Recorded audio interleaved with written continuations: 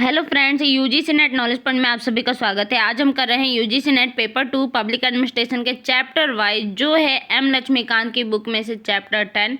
आइए स्टार्ट करते हैं। चैनल पर नए हैं तो चैनल को जरूर सब्सक्राइब करें, लाइक एंड शेयर करें।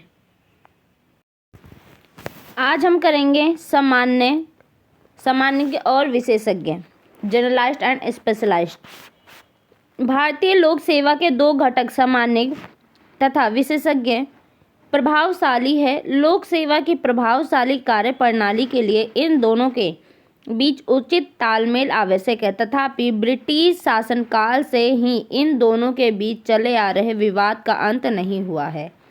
अर्थ क्या है इसका? सामान्य लोक सेवक वह है जिसकी कोई विशेष पृष्ठभूमि नहीं होती, किंतु वह प्रशासनिक प्रक्रियाओं, नियमों तथा विनियमों का अच्छा ज्ञान रखता है। उसे प्रशासन के किसी क्षेत्र में नियुक्त किया जा सकता है। वह प्रबंधक वर्ग तथा प्राय नियोजन, आयोजन, स्टाफ से जुड़े कार्य, निर्देशन, समन्वय, रिपोर्टिंग और बजट से संबंधित कार्य का निष्पादित करता है। इस प्रकार वह लोक सेवक जो नीति निर्धारित करता है, समन्वय स्थापित करता है तथा प्रशासन को नियंत्रित करता है, उसे सामान्यज्ञ या जर्नलिस्ट कहते हैं। भारतीय प्रशासनिक सेवा के अधिकारी आर.बी. जैन ने कहा है कि अपनी व्यावसायिक क्षमताओं में एक सामान्यज्ञ को लोक सेवक प्रबंधक के कौशल और तकनीक का स्वामी और एक प्रकार का राजनीतिक होता है। एक प्रबंधक के रूप में उस पर उसकी जिम्मेदारी काम पूरा करने की है और एक राजनीतिज्ञ के तौर पर उसका उत्तरदायित्व प्रशासन प्रणाली की सीमाओं में रहकर राज्य की जटिल सामाजिक, आर्थिक और राजनीतिक समस्याओं पर जनता की सोच की व्याख्या करना है। दूसरी ओर विशेषज्ञ लोक सेवक वह है जिसे प्रशासन के विशेष क्षेत्र में विशेषज्ञता या कौशल प्राप्त हो। वह एक निपुण व्यावसायिक होता है। सामान्यज्ञ की तरह विशेषज्ञ हर फनमौला नहीं होता। इंजीनियर, डॉक्टर, कृषि विज्ञान, मौसमी विज्ञान, शिक्षाविद और सांख्यिकी आदि विशेषज्ञों के उदाहरण हैं। सेवाओं का वर्गीकरण। भारतीय सिविल सेवाओं को दो वर्गों में बांटा गया है, तकनीकी सेवा और गैर तकनीकी सेवा। तकनीकी सेवाएं वे सेवाएं जिनके लिए अभ्यर्थियों की भर्ती व्यावसायिक और विशेष योग्यता के आधार पर की जाती है। इन सेवाओं में शामिल भारतीय आर्थिक सेवा, भारतीय सांख्यिकी सेवा, भारतीय वन सेवा, केंद्रीय अभियांत्रिक सेवा, केंद्रीय विधिक सेवा, केंद्रीय स्वास्थ्य सेवा, भारतीय मौसम विज्ञान सेवा आदि। इन तकनीकी सेवाओं को विशेषज्ञ सेवा तथा इन सेवाओं के सदस्यों को विशेषज्ञ कहा जाता है जो एक विशेष वर्ग के लिए हों। जैसे कोई विशेष सब्जेक्ट से उन्होंने पढ़ाई कर रखी, उसे क्या कहेंगे? विशेषज्ञ, उसी फील्ड का विशेषज्ञ। दूसरी ओर गैर तकनीकी सेवाएं वे सेवाएं हैं जिनमें सामान्य शैक्षिक योग्यता के आधार पर भर्ती की जाती है। ये उन सभी अभ्यर्थियों के लिए है जो न्यूनतम अपेक्षित शैक्षिक योग्यता अर्थात विश्वविद्यालय की उपाधि धारण किए हों। इन सेवाओं में शामिल है भारतीय प्रशासनिक सेवा, भारतीय पुलिस सेवा, भारतीय राजस्व सेवा, भारतीय विदेश सेवा, भारतीय लेखा एवं लेखा परीक्षा सेवा, भारतीय डाक सेवा, केंद्रीय सचिवालय सेवा आदि, जिन्होंने डिग्रियां प्राप्त करी है। गैर तकनीकी श्रेणी की इन सेवाओं को भी दो उप श्रेणियों में बांटा जा सकता है, कार्यपरक सेवा और सामान्य प्रयोजन की सेवा। कार्यपरक सेवाओं के सदस्य जीवन पर्यंत प्रशासन की उस विशिष्ट क्षेत्र में ही कार्य करते हैं जिसके लिए उनकी नियुक्ति हुई है। उस समय के साथ ये सदस्य कार्य अनुभव और नियमित प्रशिक्षण के आधार पर बेहतर ज्ञान अर्जित कर लेते हैं। कार्यपरक सेवाओं में भारतीय प्रशासनिक सेवा को छोड़कर गैर तकनीकी श्रेणी की सभी सेवाएं शामिल हैं। सामान्य प्रयोजन की सेवा की श्रेणी में राष्ट्रीय स्तर की एकमात्र सेवा भारतीय प्रशासनिक सेवा है। भारतीय प्रशासनिक सेवा अधिकारी प्रशासन के विभिन्न क्षेत्रों प्रशासनिक पदानुक्रम सर्वोच्च पद धारण करते हैं। भारतीय प्रशासनिक सेवा के अधिकारों के लिए कोई कार्यपरक क्षेत्र नहीं है। संक्षेप में कहा जा सकता है कि विशेषज्ञ वर्ग में तकनीकी सेवाओं और गैर तकनीकी कार्यपरक सेवाओं के सदस्य आते हैं और सांविधिक वर्ग में केवल भारतीय प्रशासनिक सेवा के सदस्य आते हैं। इस प्रकार प्रबंधन कौशल के विशेषज्ञ के बीच कोई विवाद नहीं है। विवाद है तो भारतीय प्रशासनिक सेवा और गैर भारतीय प्रशासनिक सेवा के सदस्यों के बीच। ऐतिहासिक परिदृश्य क्या है? सामान्यज्ञ और विशेषज्ञ, इन दो श्रेणियों के द्विभाजन की उत्पत्ति ब्रिटिश नॉर्थकोट ट्रेवलियन समिति की रिपोर्ट 1854 में मिलती है। इस समिति ने ब्रिटिश प्रशासनिक वर्ग सांविक के सदस्यों के लिए उच्च पदों तथा तकनीकी यानी कि विशेषज्ञ सेवाओं के लिए अधीनस्थ पदों की सिफारिश की थी। इस समिति का प्रभाव भारतीय सिविल सेवा के समृद्ध मैकेले समिति की रिपोर्ट 1854 पर भी पड़ा था, जिसने भारत में भी वही पद स्थिति रहने की सिफारिश की थी। इस प्रकार ब्रिटिश औपनिवेशिक शासनकाल के दौरान भारतीय प्रशासनिक तंत्र को इस प्रकार ढाला गया कि सामान्य सेवाओं विशेषज्ञ ICS के सदस्यों को सर्वोच्च पद प्राप्त हो।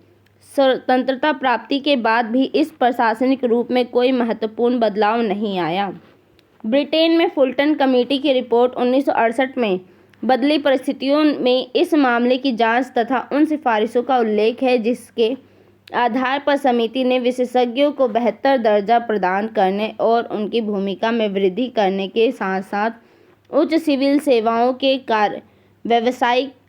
व्यावसायीकरण की सिफारिश की थी। इसके बावजूद ब्रिटेन में सामान्यज्ञ अब भी सर्वोच्च पद पर बने हुए हैं, किंतु विशेषज्ञों के दर्जे में थोड़ा सुधार जरूर आया है। इसी प्रकार भारत में भी द्वितीय वेतन आयोग 1957 से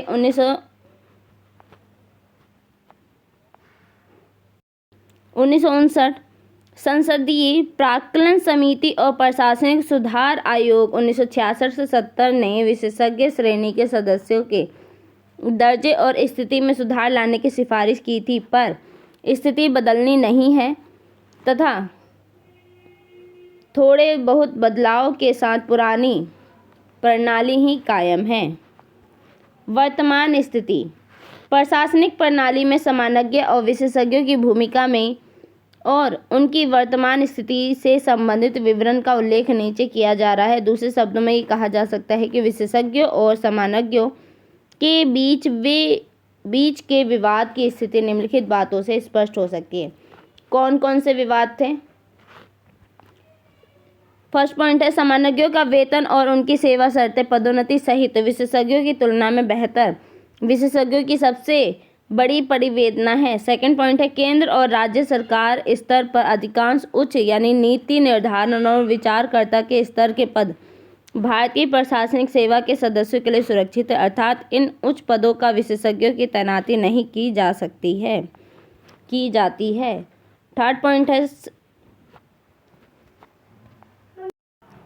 थर्ड पॉइंट है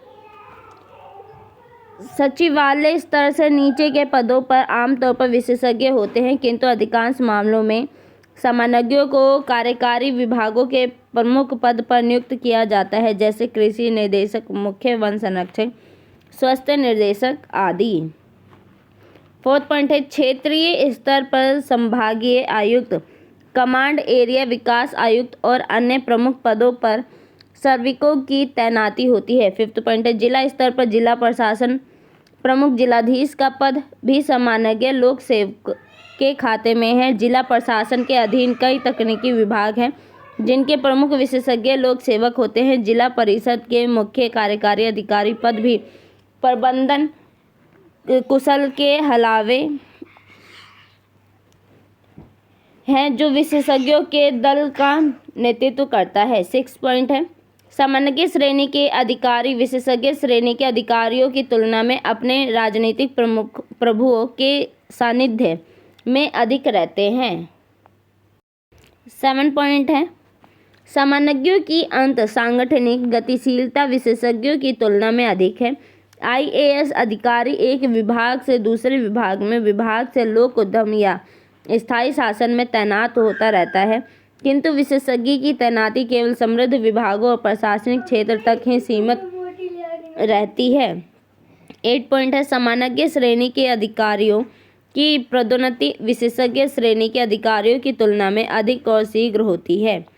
9 पॉइंट है विशेषज्ञों के कार्य निष्पादन का आंकलन प्रबंधन कुशल ISA अधिकारियों द्वारा किया जाता है। 10 पॉइंट है विशेषज्ञों के विचारों और प्रस्तावों तथा उनकी सलाहों पर IS अधिकारी ध्यान नहीं देते क्योंकि वे विशेषज्ञों को अपने अधीन मानते हैं। सामान्यज्ञों और विशेषज्ञों के बीच विवाद के उपयुक्त कारणों से विशेषज्ञों में असंतोष की भावना व्याप्त हुई है, जिसके फलस्वरूप उनके मनोबल और कार्यकुशलता पर प्रभाव पड़ा है। सामान्यज्ञों के पक्ष में तर्क सामान्यज्ञ सर्वोच्च के संदर्भ में निम्न तर्क दिए गए हैं। क्या कौन कौन से तर्क हैं? फर्स्ट है सामान्यज्ञ अपनी क्षमता योग्यता और व्यापक अनुभव के कारण उच्च प्रबंधन स्तर के कार्यों के निष्पादन में विशेषज्ञों की तुलना में अधिक उपयुक्त है। सेकंड है सचिवालय में कर्मचारियों के कार्यकाल की प्रणाली जिला या फील्ड स्तर के अनुभव की धारणा पर आधारित है जो सामान्यज्ञ प्रशासकों के पक्ष में जाती है। थर्ड पॉइंट है प्रशासन के सभी स्तर पर प्रबंधकीय कार्य करने के लिए सामान्यज्ञ लोक सेवक का होना आवश्यक है, क्योंकि प्रशासन ऐतिहासिक तौर पर क्षेत्र प्रशासन अर्थात ताल्लुक जिला संभाग आदि के सिद्धांत पर आधारित है। फोर्थ पॉइंट है अनुभवहीन मंत्री और विशेषज्ञ के बीच सामान्यज्ञ जनता और सरकार के बीच तथा दबाव समूह और जनहित के बीच मध्यस्थ का कार्य करता है। फिफ्थ पॉइंट है विशेषज्ञ संकीर्ण और संकुचित विचार के होते हैं क्योंकि उनमें समुचित जानकारी का सर्वथा अभाव होता है। पॉल एचएबी ने इस संदर्भ में ठीक ही कहा है कि किसी भी तरह के विशेषज्ञीकरण का मूल्य संकुचितवाद है। दूसरी ओर सामान्यज्ञ और दृष्टिकोण व्यापक और मान्यता उदार होती है। विशेषज्ञों के पक्ष में तर्क प्रशासन में अपनी बेहतर पद स्थिति और अधिक भूमिका के पक्ष में विशेषज्ञों ने निम्नलिखित तर्क दिए। कौन कौन से तर्क हैं? फर्स्ट है नीति निर्धारण से जुड़े सभी पदों के लिए सामान्यज्ञ उपयुक्त नहीं है क्योंकि उनमें व्यावसायिकता और पर्याप्त जानकारी का अभाव होता है। सेकंड पॉइंट है अनुभवहीन सार्विक विशेषज्ञों द्वारा प्रेषित प्रस्तावों की तकनीकी जटिलता को नहीं समझ सकते। जैसा कि कहावत है कि IS अधिकारी हर फल मौला तो है किंतु माहिर किसी में नहीं है। थर्ड पॉइंट है सामान्यज्ञ लोक सेवा का गठन 19वीं सदी में इंग्लैंड और भारत में विकसित बुद्धिमान नौसिखिया के सिद्धांत पर आधारित था, परंतु यह वर्तमान के लिए ठीक नहीं है। आज प्रशासनिक कार्य अधिक जटिल तकनीकी और विषय प्रधान हो गया है। फोर्थ पॉइंट है वर्तमान ढांचे में मंत्री विशेषज्ञों की सलाह और विशेष ज्ञान का लाभ लेने से वंचित है। फिफ्थ है सामान्यज्ञों द्वारा तैयार नीति वास्तविकता से परे है क्योंकि वे उन समस्याओं से अनभिज्ञ है जिनका सामना इन नीतियों को क्रियान्वित करते समय विशेषज्ञों को करना पड़ता है। संगठन के रूप फॉर्म ऑफ ऑर्गेनाइजेशंस सामान्यज्ञों और विशेषज्ञों के संगठन के 4 रूप हैं। उनके मध्य के संबंध की प्रकृति उनके द्वारा अपनाए गए रूप के प्रकार पर आधारित है। उनका विवरण नीचे दिया गया है। कौन कौन से हैं? फर्स्ट है पृथक पदानुक्रम। इस प्रणाली में सामान्यज्ञ और विशेषज्ञ दोनों तरह के अधिकारियों का वेतन समान होगा किंतु विशेषज्ञों को अधिक सम्मान मिलेगा। अब विशेषज्ञ जो होते हैं उनको क्या मिलेगा? अधिक सम्मान मिलेगा। यह रूप जर्मनी, स्वीडन और ऑस्ट्रेलिया से प्रचलित है। सेकंड है समानांतर पदानुक्रम। इस प्रणाली में विशेषज्ञ और सार्विक साथ साथ काम करेंगे। दूसरे शब्दों में दोनों के अपने अपने पदानुक्रम यानी एक दूसरे के समांतर होंगे। दोनों के बीच निरंतर परस्पर से काम में तालमेल बना रहता है। थर्ड है संयुक्त पदानुक्रम।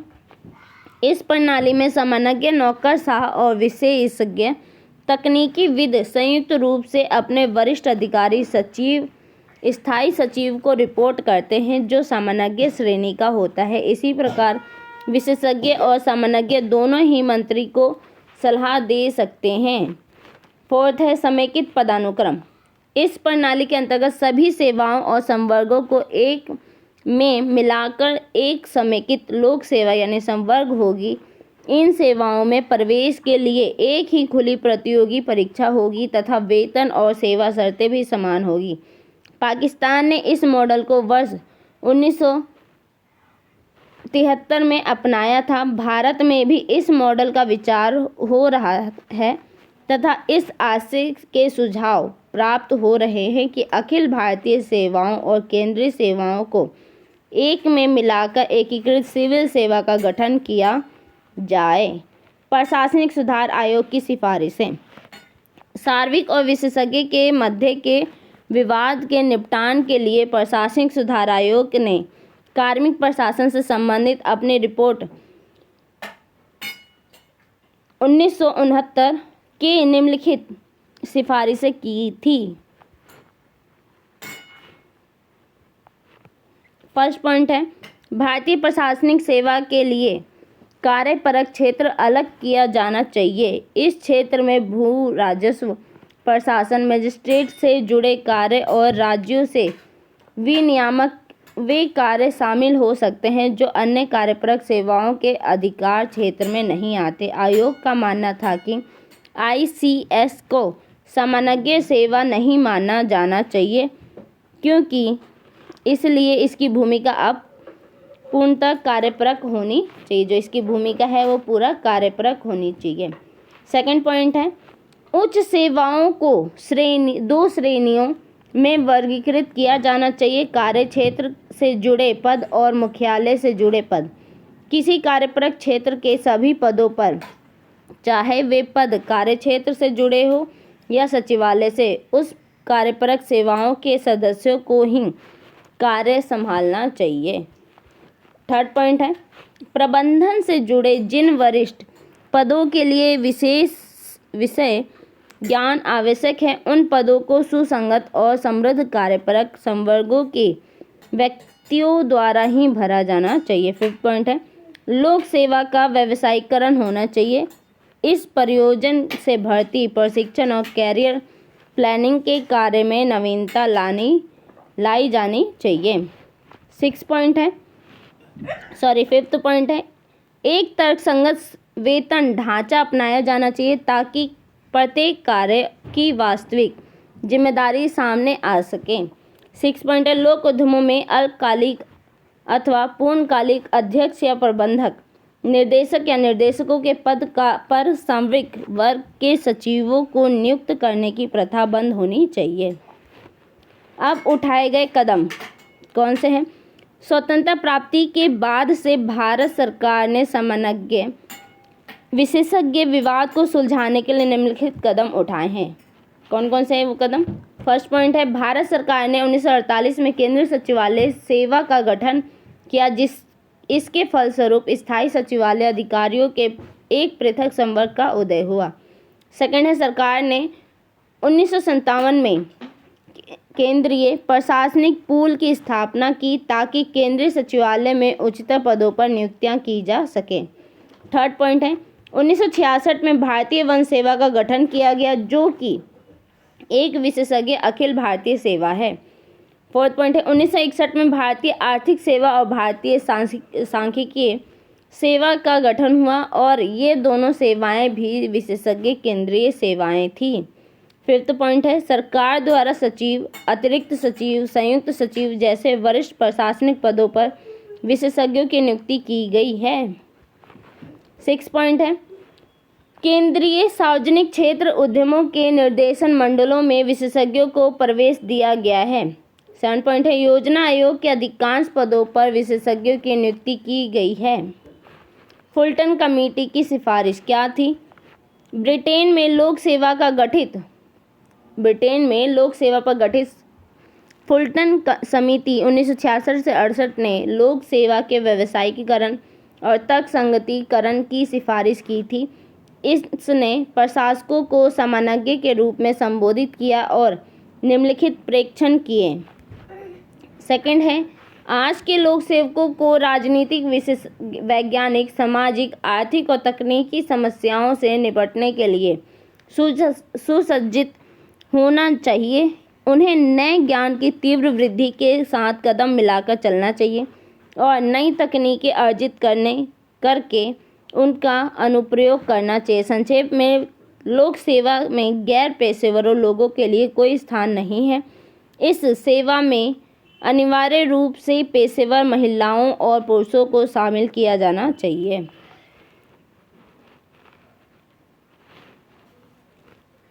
सेकंड पॉइंट है, हमारा लक्ष्य प्रशासकों द्वारा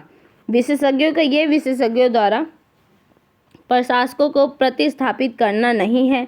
उन्हें एक दूसरे का अनुपूरक होना चाहिए। अपनी विषय सामग्री में प्रशिक्षित और अनुभवी प्रशासक एक विशेषज्ञ के साथ अधिक सामर्थ्य संबंधों की स्थापना करेगा और इस प्रकार सेवा में विशेषज्ञ और प्रशासक दोनों का सर्वोत्तम योगदान प्राप्त होगा।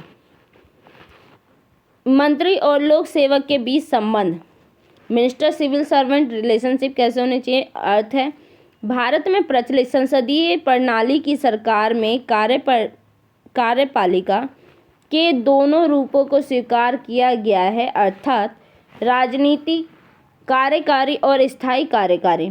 राजनीतिक कार्यकारी की श्रेणी में प्रधानमंत्री, कैबिनेट मंत्री, राज्य मंत्री, उप मंत्री आते हैं। दूसरी ओर स्थायी कार्यकारियों की श्रेणी में लोक सेवक अर्थात सचिव, अपर सचिव, संयुक्त सचिव, उप सचिव और अन्य व्यावसायिक प्रशासक आते हैं। किसी मंत्रालय विभाग में कार्यरत लोक सेवाओं का राजनीतिक प्रमुख मंत्री होता है और प्रशासनिक प्रमुख सचिव। राजनीतिक कार्यपालक यानी कार्यकारी को सत्ता आवधिक चुनावों के माध्यम से जनता से प्राप्त होती है और वह उस सत्ता का प्रयोग अपने संवैधानिक स्थिति के अनुसार करता है। स्थायी कार्यकारी का चयन उसकी योग्यता और प्रवीणता के आधार पर होता है। वह शक्ति अपनी प्रशासनिक पद, स्थिति और तकनीकी कुशलता से प्राप्त करता है। सरकार की प्रणाली जनता की प्रभुसत्ता के सिद्धांत यानी जनता के हाथ में सर्वोच्च शक्ति पर आधारित है। इसलिए स्थायी कार्यपालिका राजनीतिक कार्यपालिका से नीचे है क्योंकि वह राजनीतिक कार्यपालिका जनता का प्रतिनिधित्व करता है। मोहित भट्टाचार्य ने इस संदर्भ में ठीक ही कहा है कि संसदीय प्रणाली की सरकार में मंत्री की सर्वोच्चता और सचिव की अधीनता स्वतः सिद्ध है, उसमें खुद ही निहित है। संगत भूमिका क्या है। संगत भूमिका, संसदीय सरकार में सुचारू और कुशल कार्य निष्पादन के लिए मंत्री अर्थात राजनीतिक या अस्थायी कार्यपालक और सचिव लोक सेवक या स्थायी कार्यपालक के मध्य उचित और सुसंगत तालमेल अति आवश्यक है। मंत्री अर्थात गैर आधिकारिक निम्नलिखित कार्यों के लिए जिम्मेदार होता है। कौन कौन से कार्य के लिए। नीति निर्धारण, महत्वपूर्ण मामलों पर निर्णय, नीतियों के क्रियान्वयन, कार्य पर निगरानी, महत्वपूर्ण प्रशासनिक मुद्दों पर निर्णय लेने के लिए। फिफ्थ है उच्च पदों पर नियुक्ति करने के लिए। सिक्स्थ है उचित और वैध जन शिकायतों के समाधान हेतु प्रशासन में दखल देने यानी कि दूसरी ओर लोक सेवक अधिकारी निम्नलिखित कार्यों के लिए जिम्मेदार हैं। फर्स्ट पॉइंट है नीतियों और निर्णयों को क्रियान्वित करने। सेकंड है नीति निर्धारण कार्य के समय आवश्यक सूचनाएं और तथ्य तथा नीति परक निर्णय देने। थर्ड है अधीनस्थ कार्यों की देखरेख और उन्हें निर्देशन देने। फिफ्थ है प्रशासन की निरंतरता बनाए रखने। फिफ्टनर ने राजनीतिक कार्यकारी और सिविल सेवक के बीच भेद को बहुत ही अच्छे ढंग से इस प्रकार विवेचित किया है। मंत्री क्या होते हैं। अनुभवहीन और नौसिखिया होते हैं, गैर तकनीकी होते हैं, पक्षपाती होते हैं, अस्थायी होते हैं यानी वो एक जगह स्थायी नहीं होते। अधिक जनसंपर्क होता है, अधिक विधायी संपर्क होता है, अधिक नीति निर्धारण होता है, अधिक निर्णय निर्णय होता है, अधिक समन्वय होता है और तकनीकी राय से प्रभावित होते हैं। और सिविल सेवक कैसे होते हैं? व्यावसायिक होते हैं, तकनीकी होते हैं, गैर पक्षपाती होते हैं, अस्थायी होते हैं, कम जन संपर्क में होते हैं, कम विधायी संपर्क में होते हैं, कम नीति निर्धारण करते हैं, अधिक सलाह परामर्श देते हैं, अधिक निष्पादन करते हैं, अध्ययन और अनुसंधान के द्वारा संग्रहित तकनीकी और आंकड़ों से प्रभावित होते हैं। सिद्धांत क्या है? मंत्री और लोक सेवक के मध्य के संबंध निम्न सिद्धांतों से नियंत्रित होते हैं। कैसे नियंत्रित होते हैं? फर्स्ट पॉइंट है, दोनों को अपने कार्यभारों को निभाते समय संवैधानिक प्रावधानों और संसदीय कानूनों का अनुसरण करना चाहिए। सेकंड है, नीति निर्धारण का अंतिम प्राधिकार मंत्री का है। थर्ड है, लोक सेवक को मंत्री की तमाम नीतियों और उनके निर्णयों को पूरी निष्ठा से क्रियान्वित करना चाहिए, भले ही वे नीतियां और निर्णय लोक सेवक के परामर्श से अलग हो। फोर्थ है, लोक सेवक को पूरी आज़ादी है कि वह मंत्री को बिना किसी बहस के स्पष्ट सलाह दे सकें। फिफ्थ है, लोक सेवक को तटस्थ, निष्पक्षता और अनामिकता के सिद्धांत का पालन करना चाहिए। तटस्थता का आशय है कि किसी लोक सेवक को गैर राजनीतिक होना चाहिए तथा सत्ताधारी विभिन्न सरकारों में बिना किसी राजनीतिक भेदभाव के कार्य करना चाहिए।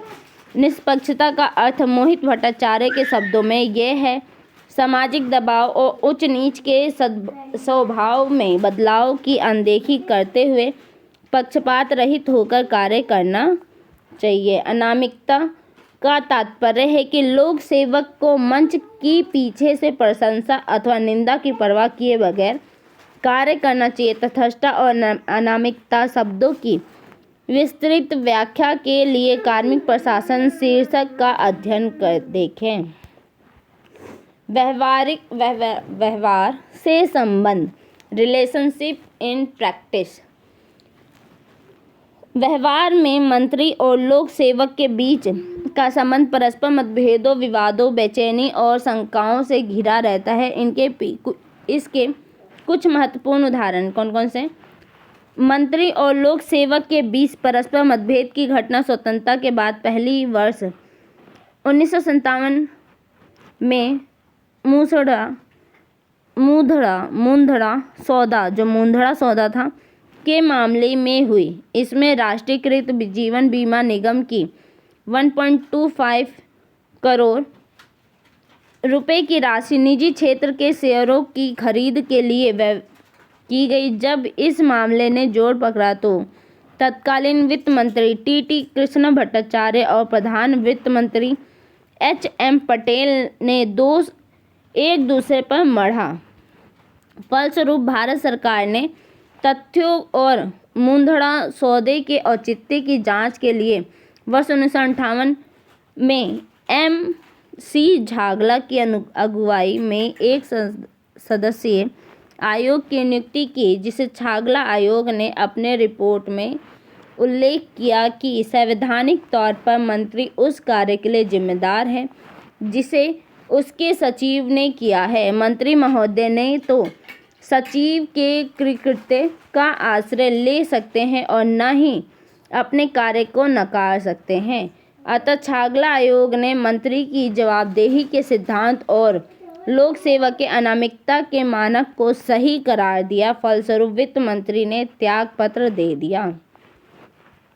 पुनः वर्ष 1966 में तत्कालीन गृह मंत्री गुलजारी लाल नंदा ने अपने गृह सचिव LP सिंह के असहयोगपूर्ण रवैये की शिकायत प्रधानमंत्री से करते हुए यह अनुरोध किया कि LP सिंह की जगह कोई नया गृह सचिव नियुक्त किए जाए। प्रधानमंत्री ने नंदा के अनुरोध को स्वीकार नहीं किया। फलस्वरूप गुलजारी लाल नंदा ने त्यागपत्र दे दिया। पुनः वर्ष 1971 में रेल मंत्री हनुमंतैया को रेलवे बोर्ड के तत्कालीन अध्यक्ष BC गांगुली के दुर्व्यवहार का सामना करना पड़ा। रेल मंत्री और रेलवे बोर्ड के अध्यक्ष के बीच कई मुद्दे पर, विशेषतः रेलवे में वित्तीय प्रशासन के मुद्दे पर मतभेद था। सरकार द्वारा बीसी गांगुली की सेवाएं समाप्त कर दी जाने पर उन्हें काफी अपमानजनक परिस्थितियों से जाना पड़ा। वर्ष 1987 में भारत के पूर्व प्रधानमंत्री राजीव गांधी ने कृषि सचिव CS शास्त्री, ग्रामीण विकास सचिव D बंदोपाध्याय और विदेश सचिव MP वेंकटेशन के साथ दुर्व्यवहार किया। वर्ष 1993 में गृह सचिव ने गृह मंत्री की कार्यशैली के कारण मतभेद होने पर पद को त्याग दिया। परस्पर मतभेद के कारण मंत्री और लोक सेवक के संबंधों में बिगाड़ निम्न कारणों से आते हैं। फर्स्ट पॉइंट है, मंत्री आमतौर पर लोक सेवकों की स्वतंत्र, स्पष्ट और निष्पक्ष सलाह को प्रोत्साहित नहीं करते। इससे परस्पर समझ और सहयोग की भावना को ठेस लगती है। प्रशासनिक सुधार आयोग का कथन है, बहुत से मंत्रियों में अपने सचिव या सहायक की स्वतंत्र और निष्पक्ष सलाह को मानने के प्रति अनिच्छा का भाव होता है। सेकंड पॉइंट है, मंत्री और लोक सेवक के बीच राजनीतिक संबंध बनने के कारण लोक सेवक का राजनीतिकरण। थर्ड है, मंत्रियों द्वारा अपनी अनुशासनात्मक शक्तियों का प्रयोग कर लोक सेवकों को स्थानांतरित और निलंबित किए जाने के कारण लोक सेवकों द्वारा ठीक कार्य न किया जाना। फोर्थ पॉइंट है, मंत्रियों और लोक सेवकों में गुटबाजी, दलीय प्रतिद्वंदिता और जातिवाद की भावना का व्यापक होना। फिफ्थ पॉइंट है, एक प्रबल दलीय प्रणाली अर्थात कांग्रेस का अंत और फलस्वरूप राजनीतिक अस्थिरता का माहौल, इससे परस्पर विश्वास बनाए रखना आसान नहीं रहा। सिक्स पॉइंट है, मंत्रियों और लोक सेवकों को अपनी अपनी भूमिका के बारे में उचित सूझबूझ का अभाव। मंत्रियों द्वारा प्रशासक के दिन प्रतिदिन के कार्य में आमतौर दखल देना और लोक सेवकों द्वारा महत्वपूर्ण मामलों को मंत्रियों की जानकारी में न लाया जाना। 7 पॉइंट है, मंत्रियों की असफलता का आरोप लोक सेवकों के मत्थे मढ़ा जाना। छागला आयोग ने इस संदर्भ में कहा कि मंत्री की जिम्मेदारी के सिद्धांत में 2 आयाम हैं। अपने प्राधिकार के क्षेत्र में मंत्री को पूर्ण स्वायत्तता प्राप्त है। सिद्धांततः मंत्री को अपने सेवकों द्वारा किए गए कार्य की पूरी जिम्मेदारी लेनी चाहिए। 8 पॉइंट है, लोक सेवकों द्वारा अपनी सामाजिक और निजी मंडली में मंत्रियों की आलोचना किए जाने के कारण मंत्रीगण की भी वैसी ही प्रतिक्रिया होनी। 9 पॉइंट है, लोक सेवकों का मंत्रियों की कठिनाइयों और समस्याओं के प्रति संवेदनशील न होना। लोक सेवक उन मंत्रियों की राजनीतिक भूमिका को नज़रअंदाज करते हैं जो व्यक्तियों और समूहों दोनों के हितों पर ध्यान रखने की कोशिश करते हैं। 10 पॉइंट है, मंत्री और लोक सेवक ऐतिहासिक भूमिका, सामाजिक पृष्ठभूमि, व्यावसायिक प्रतिबद्धता, मानसिक योग्यता और दृष्टिकोण आदि की दृष्टि से एक दूसरे से भिन्न हैं। प्रशासनिक सुधार आयोग सिफारिशें क्या है, कौन सी सिफारिश की इन्होंने? इस आयोग ने मंत्रियों और लोक सेवकों के संबंध को संतुलित रखने के लिए निम्नलिखित सिफारिशें की। फर्स्ट पॉइंट है, ऐसे मामलों में जहां सरकार